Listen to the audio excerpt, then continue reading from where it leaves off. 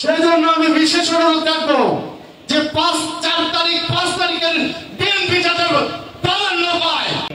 July August শহীদ হওয়া সকল শহীদদের প্রতি আমি মাগফিরাত কামনা করছি।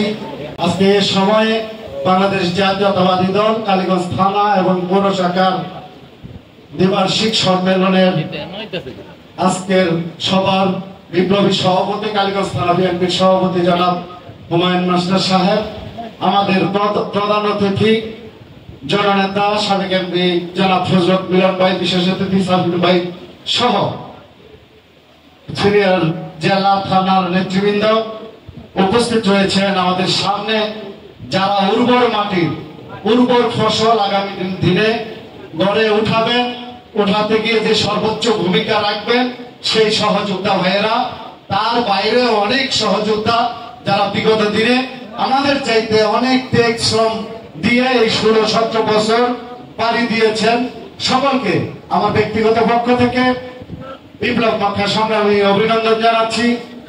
আমরা গর্বিত যে বারবার আমাদের প্রিয় নেতা জননেতা মিলন ভাই বিগত দিনে সভাপতি ছিলেন, আবার বর্তমানে আহ্বায়কের দায়িত্ব পালন করছেন। আজকে একটি থানা এবং পৌর সম্মেলন আমি অঙ্গ সংগঠনের পক্ষ থেকে এটা আমার দাবি যে আজকে হয়তো 4টা-5টা সংগঠনে আর 2 জন করে থাকলে 10 জন লোক থাকতেই পারতো, কিন্তু থানার সম্মেলন সেই হিসাবে আগামী দিন যাতে তাদেরকে এমন ভাবে মূল্যায়ন করা হয় সেই অনুরোধ রাখবো।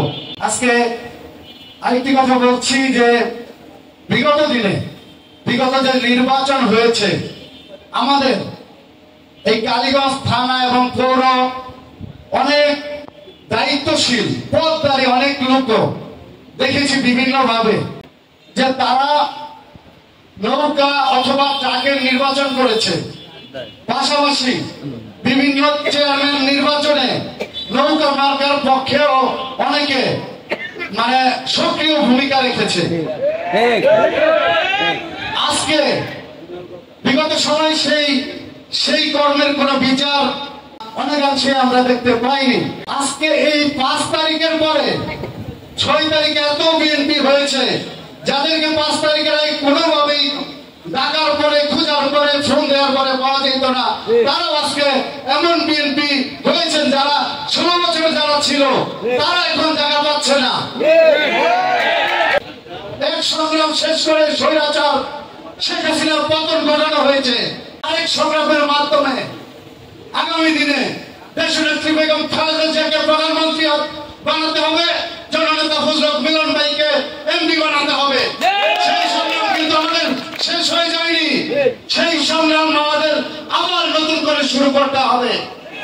তাই আমি অনুরোধ রাখবো নেতৃবৃন্দের কাছে যে আজকে আপনারা যে কমিটি করবেন সেই কমিটি থেকে ইউনিয়ন কমিটি হবে, ওয়ার্ড কমিটি হবে, সেই কমিটিগুলি যাতে বিগত দিনের শ্রম দেখে আগামী দিনের কমিটি করা হয় সেই জন্য আমি বিশেষ অনুরোধ রাখবো 5 তারিখের বিএনপি যাতে প্রাধান্য পায়, ওই 6 তারিখের বিএনপি যাতে প্রাধান্য পায় সেই অনুরোধ আশা আকাঙ্ক্ষা রেখে সকলকে ধন্যবাদ জানিয়ে আমাকে এই সুযোগ দেওয়ার জন্য ধন্যবাদ জানিয়ে আমার বক্তব্য শেষ করছি।